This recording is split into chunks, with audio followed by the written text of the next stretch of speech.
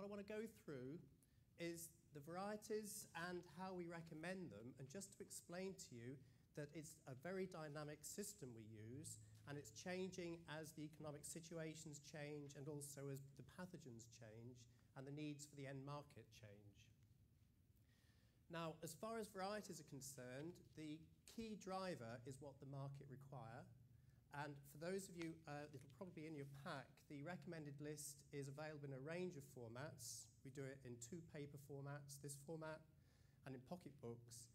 But for the most up-to-date information and more detail, then go to the website and you can get a lot more information from there.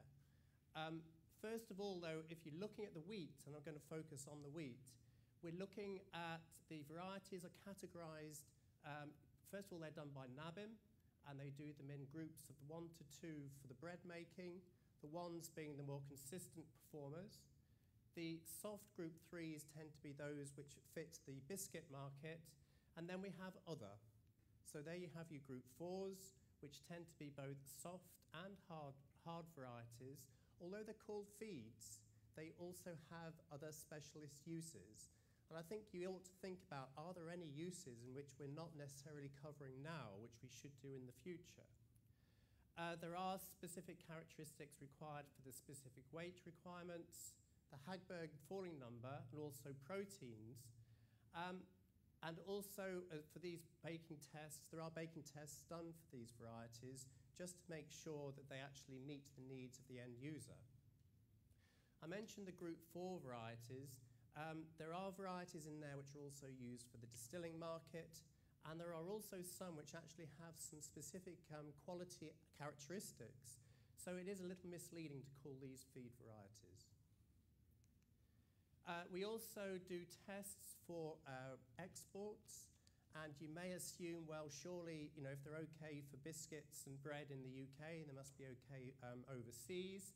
But they do have specific characteristics which are slightly different, and we're finding that very much with the UKP. These are export bread varieties, and you can see now that there are 1 or 2 varieties which potentially may be nabim group 1 bread making varieties, which are not necessarily going to be listed for export. And what's happening is that we potentially require stronger varieties in the UK, and there are reasons for that. One may well be that actually we want to have less salt in our bread now, and so there's a divergence in what is required for the UK quality breads as opposed to abroad. Now, as far as the recommended list is concerned, the key driver, you may say, is, well, a new variety has to be economic over and above the varieties you currently have on the market. Otherwise, what's the point of growing a new variety? Then there's a question, well, if it meets the end user's requirements, how do you actually measure that variety has a better yield, has a consistent yield, and also how does it meet other characteristics? For example, we'd want a variety which has got good disease resistance, good agronomics, it's got to be stiff-strawed, as well as meeting all the end user's requirements. So what we try and do here is, for a new variety, it's got a lot of hoops to go through, but when it comes to judgment day, the first thing is we have to set a yield target, and that yield target's likely to be set as being the highest yielding variety in that particular group today. And if a variety can jump that hoop and can jump high enough, and we usually say if it's 2% above that yield, plus it's got to meet obviously the end user requirements, plus it has to meet a range of minimum standards for disease and for lodging, then that variety will be recommended. Now, there are 1 or 2 varieties which are game changers which can do that quite easily, and I'll come to later. What you tend to find, though, is a lot of varieties are just very similar to the varieties we currently have. And that's where we have we need a collective group of agronomists, breeders, end users, pathologists, to try and determine, well, is that variety actually better, or is it what we call a Me Too variety? A Me Too variety means, well, okay, it's new, but is it really adding anything new to the grower at the end of the day? And the way the committees work, as I mentioned, that if you're above the 2%, then potentially that variety, yep, it'll get tick the boxes and it's recommended. If it's above the yield target, but it's not by 2%, obviously it's got good characteristics.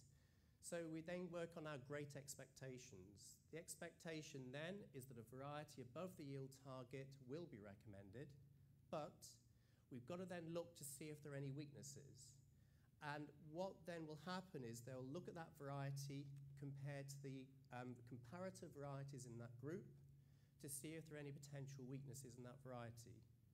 And if in effect there are no weaknesses, then that variety will be recommended. It's not to say that a variety which may be lower yielding than the current commercial varieties can still get on the recommended list. And this is very important, and I'll come on to that much later on, that yield isn't everything. But what a variety has to do is to jump through more hoops. First of all, it's got to, in effect, have strengths over and above the varieties that are currently there. Being just as good as a current variety is not good enough. And there could be a lot of reasons for that. You're probably aware it's becoming more challenging to control Septoria tritici. So I think you can see here that if there was a variety which met the quality requirements, it may be lower yielding, but if it had robust resistance to Septoria tritici and its untreated yield was also pretty high, then you might consider that that sort of variety is the variety which the market require. It may well be that that variety is recommended, and it's then up to the market to decide on whether they want that variety or not. The lower the yield, then we go for the greater expectations. A variety has to have something quite special, if it has a much lower yield. But there are varieties, which do fall in that category. This looks like a daunting list. I mean, it's all in your pack. You'll be pleased to know there's no test. But what, in effect, we need to do is identify, well, what are those characteristics which are important? And these, to a certain extent, come into the quality characteristics, the agronomy characteristics, and the pathology characteristics. And as new developments come on board, then these will get added to the list. For example, if there's an innovation, and a few years ago it was orange wheat blossomage, which was an innovation, then if we can measure it, will become a new characteristic for which we can measure the performance of a variety. We then need to determine, well, which of these are important, and is it a high importance or a low importance? And these are varied each year because obviously you can see it's a dynamic situation, and what was required for a variety, say, 5 years ago may be very different from what's required now. So we always need to ask, are there things we're not measuring? If there are, how do we deal with that? Because obviously trialing costs money. And for that matter, as new innovations come in from the breeders, if we can measure these things and they are required by the market, then we should always be dynamic enough to deal with that. So if there's anything you feel that we're missing a trick with, then please come and talk to us. The other issue you have, obviously, with a new variety coming onto the recommended list this year is that the breeding program started well back. And as you know, with over the 5 years, a lot can happen. And who's to say what's required in the next 5 years? We can probably guess, but that's all we're going to do. And it's usually 1 or 2 aspects may come in which completely take us by surprise. But in effect, you can see back in the pre-breeding year days, there'd have been a lot of potential varieties, which this is where the breeders use their skills to cull what in effect is going to likely to become commercial. A variety has to go through national listing. It can either go through a European scheme or the UK scheme. We prefer it through the UK scheme because it allows us to use that data when we come to recommend varieties. So they'll go through 2 years, and at that point, what we'll do is we'll use this 2-year data set in order to identify potential new candidate varieties. And we'll use the criteria I showed you before to try and determine which varieties we want. After a 3rd year of testing, and this is where we do have a lot more trials, the national listing is a relatively small data set. We would then have a lot more trials, and I'll show you where they are later. And after 3 years' worth of data, then it comes to the point where a variety would get recommended.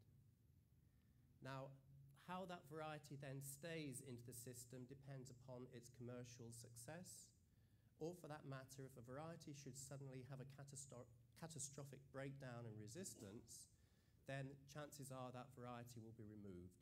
But once it's there, some varieties will stay a number of years. And that's because the market get to know a variety. And you could say, well, Solstice is a good example. Clare is probably the oldest variety on the recommended list. But if there's market demand, that variety stays. And I think our challenge is to how do we get the market to look at newer varieties, which will potentially give the market the quality characteristics they want, and also the farmer the advantages in yield and also agronomy characteristics. Here we have the wheat trials we have in the UK in 2014. This is, for the winter wheat, is by far the biggest data set we have. And on the whole, we are always asking questions, are these trials in the right place? Now, currently you can see there are a lot clustered around the east. And you could say, well, if you're basing the trials upon where the majority of the wheat is grown, that's correct. But as you can see, there are some areas where there are no trials. Okay, the amount of wheat grown in those is low, but farmers in these areas, they do want some information. So the next question is how do we deal with our resources to make sure that we have trials in all areas, because farmers like to see varieties in their area. There is another reason why we'd want to have varieties throughout the UK. The first is, who's to say that if we've got, let's say we have 50% of our trials in the east, and the weather conditions for all those 50% is very similar.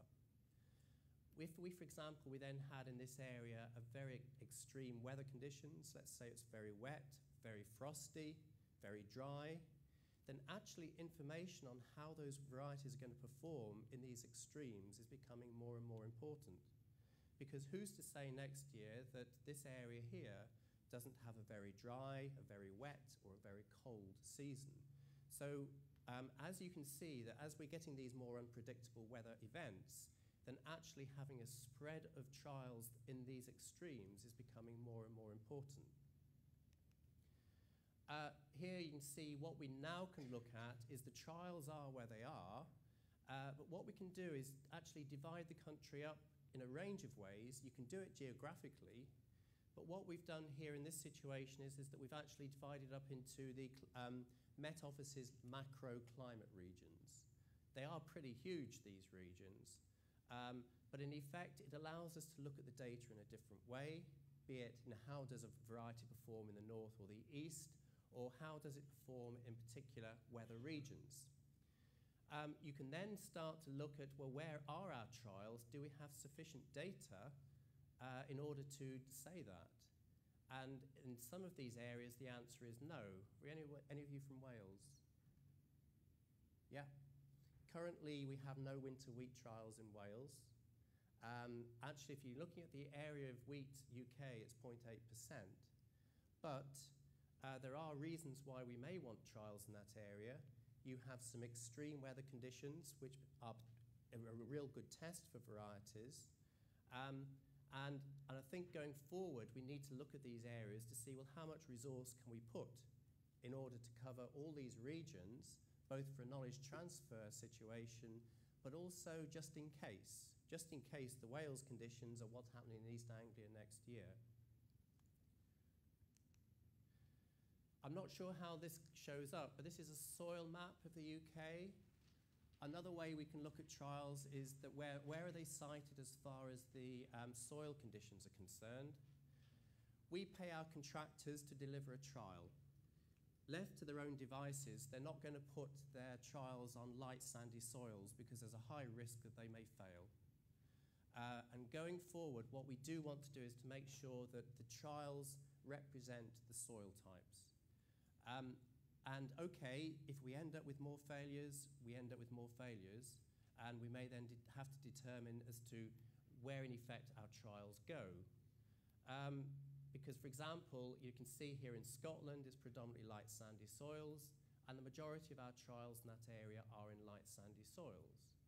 My colleague Paul, who's here, has noted that there are trials in the chalky lands, which are just down in the south here and some in Yorkshire, which are underrepresented as far as our data set's concerned.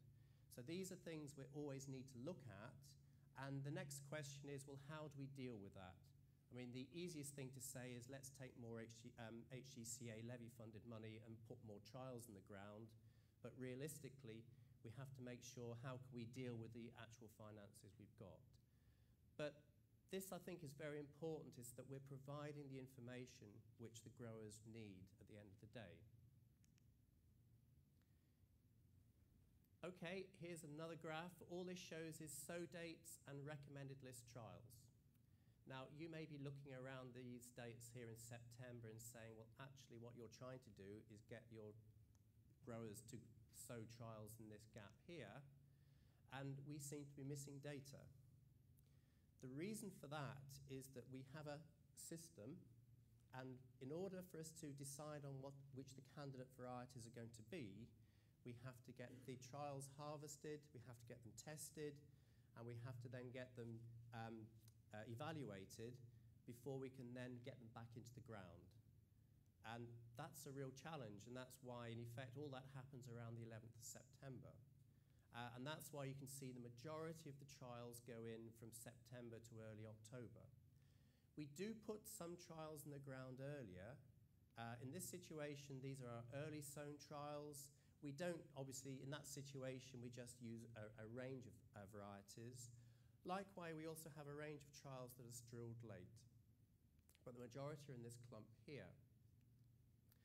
What this allows us to do is to provide additional information as to how a variety may perform if it's drilled early, or for that matter, if it's drilled very late. But this is useful for us to see, well, where are the gaps? And the next question for us is, okay, how important is it for us to fill that gap? And if it is important, how do we deal with it? Okay, how did we do last year as far as the varieties were concerned we put on the recommended list? There's always comments, well, you put too many on, or you don't put enough on. Probably the answer is we don't take enough off. I think, in effect, if resources were limited, what we should be doing is testing new varieties, because, for example, Claire, it's been on the list since 1999. If you don't know how to grow it now, you never will. So the question is that as far as resources are concerned, let's focus on the newer varieties. All I've done here is show you from last year, we put 8 new varieties on for winter wheat. There were 5 that came off. Now, yield isn't everything, as I mentioned before, but in effect, you can see that the average yield increase of those 8 varieties over and above what we call our control varieties is going in the right direction. And you can put a monetary value to that as well. There are challenges. If you have a brand spanking new quality wheat, you've got to make sure that the market have confidence in it first before you go ahead and grow it. But if it comes to feed varieties, then why not make use of these new feed varieties? If at the end of the day, if it's just for feed, then go for the higher yielding varieties. What you've got here are the nabim groups and how they've changed over the years. I want to remind you that if you remember that the new varieties that came onto the recommended list this year, they started their life a few years back. And I thought what was quite intriguing, in 10 years ago, it seemed that the majority of wheats we were growing were biscuit wheats. Now that may well be because there were 1 or 2 blockbuster wheat varieties which in effect just were dominating the market. But if you look now, that for that particular group 3 biscuit wheat, the area of crops grown in the UK has shrunk. These numbers here represent the number of varieties we have on the recommended list in each of these groups. So for the groups 1 and 2, we have 9 varieties. For this shrinking wheat biscuit market, we have 11. Now the soft wheats isn't interesting. This is soft group 4s. In effect, in the past, the barn fillers used to be the hard feed varieties, but there are one or two varieties in this soft feed category here which are actually snapping at the heels of some of the blockbuster varieties here. And it comes down to, for these feed markets, what does the market want from them? They could well be all they want is yield and cheap grain, in which case, well, we're delivering what they want. But it could well be that for certain markets, for poultry feed, they may want certain characteristics, pig feed another. We're not currently testing for that. Okay, what if we did test for that? It would cost money. Would the market give a premium if we had a variety which we could show was ideal for poultry feed? There are all sorts of issues around here. It's not to stop us from providing that information in the future, but I think you can see there's a big focus on the quality characteristics here, but I think you can see that 70% of the wheat is currently in this other category, and that's a hell of a big category. So again, if you can help us and you're speaking to growers, what markets are they growing for? What criteria are they required to provide for that market? And are they getting independent information which helps them meet those end-use needs? I want to show you examples of two new varieties. Skyfall was a potential Group 1 variety. It's a provisional Group 1 now because what happens is that nabim have an additional year where they test commercial samples of the variety, and Skyfall seems to be giving everybody what they want. It really is a game changer on the Group 1 varieties. For example, the yield, and we base these yields on a percentage of the control varieties. So you've got a variety here with 102% over, of the control varieties. And I've just put Crusoe as an example in the same group. So there you go, 4% higher yielding than Crusoe. Hagberg falling number, if you look back at those numbers, that's pretty good. It's above 250. Right, hold on a minute. Protein seems to be a bit lower than is required. Just be careful here that for the recommended list, we have a range of trials and they weren't all necessarily grown for the milling market. This is where your skill's required, because in effect, a grower who wants to grow Skyfall will need to get the nitrogen right to get the protein right, but also if you've got to get make sure that the variety is standing as well. We've got some good news here that actually the variety is pretty stiff. So, if you can get it to grow in the local conditions, then you should be able to get the protein the end user requires and keep the variety standing. The variety is also pretty early maturing, because I'll come on to, there's always a risk that if you have a variety that's higher yielding, you do find that there's a creep and they become later maturing. And I'll come back to that in a minute. It hasn't got everything. Yellow rust rating of 6 isn't brilliant, but that said, in some ways, it's easier to deal with than a 9, because with a 6, you know that the variety is likely to get the disease. You've got to do something about it. A 9 shows that it's currently resistant to the known races, but things can change, and I'll come on to that later. The other game changer for Skyfall is the first quality winter wheat Group 1 variety with orange wheat blossom midge resistance. Here we have a hard feed evolution. Okay, if you're looking at the yields, you could say, well, it's not really offering me anything over and above Kielder and Santiago, which are there already. Just look at that untreated yield. Everybody dismisses that and says, well, that's not realistic. We always treat the varieties.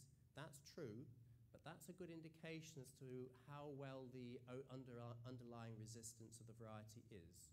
And that's quite an important number to look at should we lose fungicides. Now, if you're going down the list here, you can see Septoria triticei is a 6. It's not a 7, but a 6 is better than nothing. It has good resistance to disease. It doesn't mean you just shut the gate on it, but compared to these varieties here, it looks pretty good. It doesn't have blossom midge resistance, so it's your call. Which variety are you going to go for? Santiago, it's a variety everyone's growing, it's popular, or do you take a punt on evolution? You know your grower, you know the risks, then it's up to you as to what you want to do. Now, Another aspect of this is that I mentioned Kielder. You can see it's a high-yielding variety, but it's very weak for yellow rust. This is a tool which we're developing which should be ready this December, which allows you to pick apart some of the data. I'm sorry, it may not be all that clear as to what we've got, but what we have here, do you remember those early sown trials? We can determine what the yield is for that early sown set, and here you have Kielder. It does really well as an early sown variety. Here we have the same set of these 4 varieties here, and you can see compared at the later sowed date, then it looks like things like Dickens or Santiago tend to do better as later sown wheats. So here's your challenge. Kielder does really well as an early sown wheat. Kielder is also very weak on yellow rust as well. And as you know, because of the green bridge effect, the chances are that if you're growing Kielder as an early drilled wheat, then you'll be spraying it every verse end because you've got to protect the variety from yellow rust. But at the end of the day, it's your call as to how you deal with that. Now, when we come on to these disease ratings, something else you should be aware of is they change. And the next part of the presentation will deal with this. Now, first of all, with Santiago, 2014, the rating was 4. It's jumped up to 6. Variety hasn't changed, but the races of rust, which we now have in the UK, have. They used to be dominated by what we call the solstice race, and now they're dominated by the warrior race. And observations have shown that actually Santiago appears to have better resistance, albeit a 6 still isn't brilliant as far as those new races are concerned. When it comes to Kielder, sadly, that's still susceptible to the yellow rust. Diego's an interesting variety. It's very popular, but if you look at it on the recommended list, it doesn't look anything special. But what it is, it's a very consistent performer, and what happens is a grower, they get used to a variety, it performs, it does what they want, why should they change? And sometimes, you can't argue with that. I wanted to look at specific weights for these recommended list varieties. We do measure it, and you could ask a question, well, how realistic are our specific weights from our trials? We put the trials in the best bit of the field, and we put a lot of fungicide on them. All we've got here is the average specific weights from a range of varieties over the years. This shows you the issues we had in 2012. Now, commercial samples taken from the commercial survey show that overall the year-specific weights mirror how the recommended list is performing, and to a certain extent that's good news, is that the recommended list quality mirrors what's happening commercially. You can see that there is a slight change here, that actually overall commercial samples, particularly in that bad year, were actually achieving a lower specific weight than we do in our trials. There could be reasons for that, is probably we're putting more fungicide on them. Just carrying on with the specific weight, do you remember that we discussed whether yield is king? We do need to watch though, because what we've got here is we have a range of varieties, and we've put them in categories of their maturity. They've got them as either early, and we can put early, timely, late, or very late. And what's happening is that these varieties which are later maturing are higher yielding. It's probably what you'd expect. But if you look at those varieties, they also have a lower specific weight. And this is where all these compromises come in. What is it you need? If it's out and out yield and you're not bothered about specific weight, well, fine. But as you're aware, I mean, if any of you are working in the north or further north, well, actually having a very late maturing variety is the last thing you want to do. Trying to harvest in Aberdeenshire in November is not funny. Now, so to a certain extent, this is where we do need to watch. Is the system providing the right varieties or not? And what I've got down here are the number of varieties we have in each of these categories. I know this is a very crude way of looking at things. There may be there's a lot more behind this. But if, for example, it was determined that actually specific weight was an important characteristic and you wanted a high specific weight, the chances are, or for that matter, if you wanted a larger number of early maturing varieties, the trade-off is likely to be, it means that you can't have such a high yield.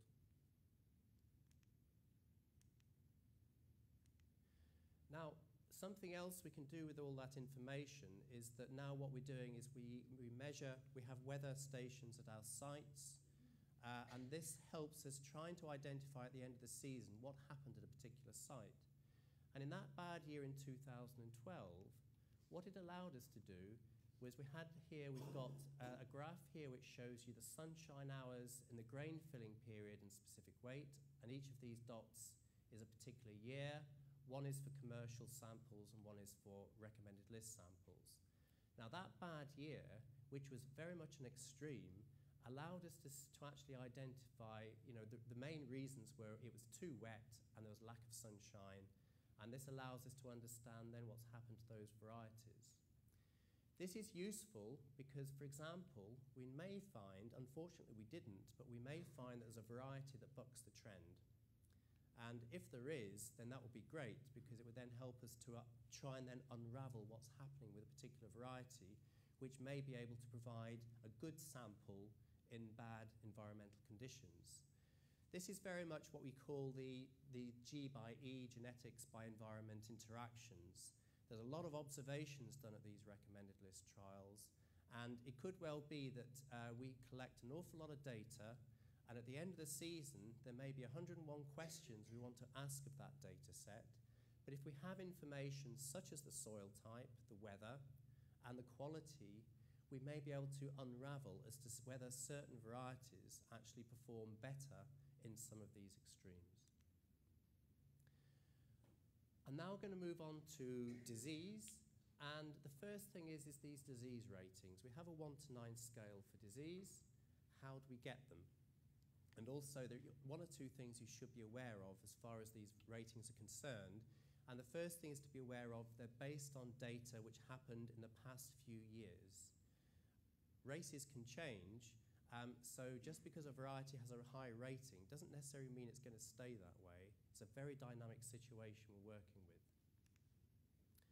First of all, it's also very subjective. You've got to identify your disease. I've done this one for you. It's yellow rust. The next one is how much yellow rust have you got on that leaf? There's again is another subjective step that gets involved as far as these are concerned. Okay, bit trickier this one. Yeah, it's got salmon pink, it's fusarium, okay, a minute, if you look at this one, it's probably not very clear, but this one you can see there are particular glooms which are affected and others not, so that one actually may be microdochium. Another aspect here is that if you happen to look at the roots, you may find that particular plant has got take-all, so it's not fusarium you're looking at, it's root diseases.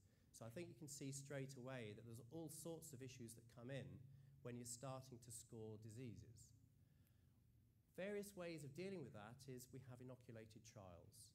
So what we may do there is we may have the trials and then they're inoculated with the fusarium species. As you know, fusarium infects plants at flowering, and not all varieties flower at the same time. So you then have to have sequential inoculations, just as long as you're getting the best out of a variety. Okay, free Marriott pen if you can identify this wheat disease. Any guesses? No one's dared to put their hand up. This is tan spot. Pardon? Yeah, it's tan spot here. And this comes down to, we do expect our trial operators to assess things, and if they can't identify it, is not just ignore it. Usually that's what happens. It can very easily put that down as physiological spots, and that's a great shame because actually we're then missing some potential new diseases that come there. Okay, another free Marriott pen. This is on barley this time. That's Septoria nodorum. And again, it just shows you we get all sorts of things coming up. They may be one-offs. I'm sorry that I was the sad person who looked for these, and I would have probably scored for them. And then and maybe nothing comes of it. But it just shows you always expect the unexpected. Just don't dismiss it as being physiological. When we assess is important. If you assess too early, we have low levels of disease, and low levels of disease can then be equated to resistance, and that's obviously crazy. So if we have all the trial has no disease, we don't use it. Likewise, if you've got a lot of disease, then you get to a certain level and you find that actually you can't score it accurately because the leaves are dead. Why are they dead? It could be maturity or it could be a particular disease. But we do accept a range of assessments and we'll validate them and we'll use anything which is available from that particular trial. So as I said, there's quite a lot of questions we ask. Is there too much disease in that trial? Too little? When were they assessed? Also, were the results what we expected? This isn't to say that, as I mentioned, things change, but is there a reason for something? And if there's something unexpected, we'll go back and ask a lot of questions. It could well be that the variety isn't what we thought. But if we do find, for example, yellow rust is on a variety we thought was resistant, then we'll come on to the virulence survey later, which is a good way as to how we can learn a little bit more about that particular pathogen on the variety. What we can then do, as far as the ratings go, what we'll do is we have our knowns. We, for example, may sometimes have the ambitious situation that our 1 to 9 scale, that 9 equals no disease. We don't always do that, but what we try and do is we have our resistant varieties and we have a level of disease on those resistant varieties. And at the other end, we have a range of known varieties with a higher level of disease. You can then get your scale and all your new varieties will line up on that scale. Now, just so long as this is a movable feast, because what will happen then the next year is we may have our varieties at this lower end could be slightly different. So just to be aware that this scale is very movable from one year to another. This was taken last year from the trial, and as you saw before, it's a log scale. And that means that as you move from a 7 to a 6 to a 5 to a 4, then in effect the levels of disease become greater and greater. And it was a good example here. This is actually from Cornwall last year. You can see that the difference between a 6 and a 7 rating is nothing like as perceptible as when you're dropping down to a 5 and a 4. And this shows with this other disease here is yellow rust. You can see the progression of the disease from the monitoring. The varieties with a score of 8 or 9 had no disease. Those which had, in effect, below the minimum standard had substantially more disease than those with a 3 to 5 or 6 to 7. And it's just to be aware that that's the way these scales work. Where's this information? It's in the recommended list booklet. That's where you get the information on the scores. But when it comes down to what's happening this season, that comes down to you crop walking the field to see what's going on. And don't believe the numbers we have because things change. Now, for the final bit of the talk, I want to just talk a bit about the Virulence Survey, the United Kingdom Cereal Virulence Pathogen Survey. Have any of you heard of it? You've heard of it, yeah? You may think, well, yeah, it's something which academics play with, but actually it's a very important survey. It started in the late 60s when there was a massive outbreak of yellow rust, because they suddenly realized that there was very little known about new races of the rusts coming in. And so what it does, it relies on people like you actually having eagle eyes and looking for disease on varieties which you thought were resistant. And when you see those, is what we'd hope you can do is send them to the contractor, who is NIAB, before you spray them, preferably. Pick the samples, get them to NIAB, and then obviously you're going to deal with that particular crop, because you may have picked up something which is quite unusual. What we do find is, please then don't just tweet to say, I've got yellow rust or brown rust on variety X or Y, because you may find actually, at the end of the day, the grower comes back and says, well, it was Keelder after all. Or for that matter, it was volunteers, and that happens a lot. So just be careful with the information you have, that in effect, it's best to get that sent to the Virulence Survey. They can then make sure that it is in effect. What they will then do is try and revive that pathogen and inoculate it on the variety which it's supposed to come from. And in effect, this is the way we try and understand to see whether there have been any changes in the races. Now, the way these go is they do the survey every year. Now, for yellow rust, a lot of varieties have resistance which is based on single major genes.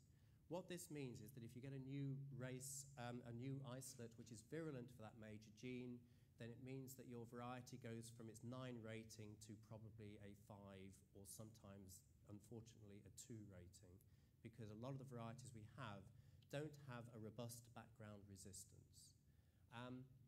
And as I mentioned before, up until around 2011, it was this solstice race, which was by far the most popular race out there. And then in 2011, this so-called warrior race came up. Sadly for breeders, what happens is that they tend to name these new races over the variety they break first. But in effect, that's what happened. Now, one thing, as you can see from our survey, is that one isolate was found from Crusoe. Crusoe probably has a 9 rating for yellow rust. What this allows the virulence survey to do is to see, well, is this something we should be jumping up and down about? So the first thing they'll do is they'll look at that new race. They will then test it on Crusoe. And then they'll check to see whether it affects the Crusoe at a seedling stage, and for that matter, whether it affects it at an adult stage. This brings something else into the equation. Our resistance ratings are based on resistance at the adult stage. But what happens is a lot of the resistance genes only kick in at that adult stage. Now, if you go back to your crop walking, you may have JB Diego because it's a popular variety. It has an 8 rating for yellow rust. You may walk it and find, yep, you've got yellow rust. Okay, you've got to do something about that because you don't want the rust to affect your crop. But as long as there have been no race changes, what will happen is that the JB Diego, as it becomes more of an adult plant, the resistance will kick in, so the disease will not take off compared to the same race on a variety such as Kielder. From last year, what happened is they took samples, and the virulence survey, unfortunately, is a numbers game. They can't test hundreds of isolates, and that's a big, big problem for us. And so in effect, they do identify new races out there, and these will then be tested to see whether any of these are different. And obviously those which are of greater concern are if we find a race on a variety which is currently resistant. Now, there's been a massive revolution in the genetics and the information we can now get about the pathogens. There's still a challenge here as to what it means. But in effect, all the work on the virulence survey is looking as to see how those pathogens actually provide it's about their phenotyping, really. Are they resistant, or is the variety resistant or susceptible to that pathogen? But now what they're looking at is the genetics of our yellow rust populations. And in the past, what we have here are existing races. And overall, these are sort of very much, these analyses, what they're showing is that these are all relatively genetically similar. And actually, the UK populations are very different from populations of yellow rust in other areas of the world. Now, what then happened, you can see this warrior race came along, and it's actually distinct from the current populations we have.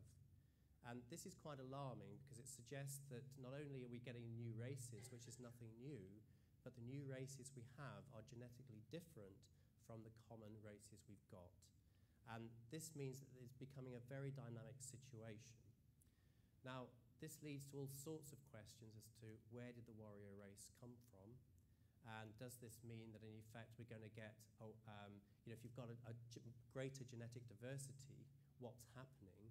And is that going to cause us problems in the future? Not only actually as far as resistance to varieties is concerned, but when Paul comes along to his dynamic changes as far as fungicide resistance is concerned. Here we have work on a global scale done by Sajid Ali, And he's shown that actually there's a range of genetically differentiated populations of yellow rust throughout the world. Here's the European cluster, and I think you can see that currently they are genetically diverse from the Middle East, the Pakistan, the Nepal, and China populations. But here's something worth looking at. We can now look in this area here, and it's in the Himalaya areas. They're now getting a much more diverse population. So it looks like things have changed. You're getting more genetic diversity of the yellow rust population in that area. And these then move. Now, how do the rust races get from one area to another? Usually the main culprit is a pathologist. Pathologists love going to an area. They love delving around, picking samples, and then going back home, and then they don't think twice about what they've done. Actually, in that area, it includes Afghanistan. There's a lot of troops in that area. Who's to say that they've been out in the fields, they're now coming home, they go out and walk the dog?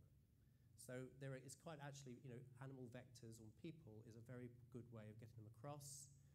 Wind currents is another good way of getting these across as well. To a certain extent, it doesn't really matter. It's just to be aware that the genetic diversity of our yellow rust is changing. And in effect, we need to do more monitoring, both on the phenotyping, which the Virulence survey does, but also provide those samples for research labs who are looking at the genetics of those too. Just as long as you're aware, actually there's an awful lot of yellow rust in grasses. And if you know that you could potentially be spreading them too, it's actually at Stoneleigh, there's plenty of yellow rust. I was sad enough to know that. And then you looked at your shoes and they were all yellow from the spores. So, if you are in fields, then be aware that you could be spreading yellow rust from one farm to another. So the Virulence survey is important, and how does it fit in with a recommended list? First of all, we want to know what are the popular rust races out there, and they're the ones we use for our inoculations. We don't use the rarities, because who's to say that they're going to be common next year. What we do need to do is keep an eye out, though, on new races, because we need to understand as to what's going to happen in the future. Also, what's important is that if we do find that there are new races out there, that they have to be available for research purposes. That's very important, because this is a whole area which is changing dynamically. How do we get these Virulence survey results across? Well, I'm sure on the website there's a really dry report, which if you're really interested in yellow rusts, go ahead and read. If you're not, well, you certainly, we do have meetings once a year. See if your bosses will allow you to go. If you are interested in the dynamics you've got, please go ahead and go to the Virulence survey, the UKCPVS meetings. They tend to be in March. We also provide these topic sheets. And these will have a lot of information. They will have the ratings, the resistant ratings. They will also have more information about how susceptible varieties are at the seedling stage and the adult stage. And also, if new races occur, we will then provide information on what the potential changes will be for those. You may decide, well, that's far, you've got 1,001 other things to do, but it's just to be aware that there is a lot of research and investment going on as to how we understand these new races. Now, here's some depressing news. How many of you are aware of diversification schemes for varieties? Yeah? Well, currently, we don't have one for yellow rust. They are either susceptible or resistant. It just shows you the situation has changed dynamically and will continue to do so. And the more research we have, the better, because obviously the information we currently don't have is the background resistance of the varieties we have to yellow rust. Conscious of the time, so you'll be pleased to know we're now on to the summary. Okay, the recommended list. The first word here is independent testing of varieties. It's for quality, the yield, the agronomic characteristics, and what's important is over a range of seasons in different regions. These quality tests then enable the likes of nabim or the IBD to determine as to which varieties are likely to meet the end user requirements. There may be tests we don't do yet, and that's something we need to consider. What tests aren't we doing, which we should do? What we have done is compared the results we get from our trials with commercial testing, and so far they appear to mirror pretty well, and that's very important. And by looking at getting more information from those sites, we do need to try and get a better understanding as to how these extreme environmental conditions may impact on the yield and quality of a range of varieties. Okay, wish list for the future. As I mentioned, what novel quality tests should we be doing? Should the RL actually be looking at performance under different nitrogen regimes? By the way, if you say yes, then every change in nitrogen regime means that we have to double the costs, but that might be something worth discussing. We've got to make sure that the testing reflects what's happening on farm. Untreated yields have been dismissed in the past, but if we lose fungicides, then this is very important information on how a variety will perform. Should we have a catastrophe, be it because of the race changes or changes in resistance? Also, okay, you may say, well, you just want to see trials in East Anglia because that's where the wheat's grown, but actually having trials in Wales, the southwest, provide us with a lot more information as to how that variety is likely to perform under the extremes of climate.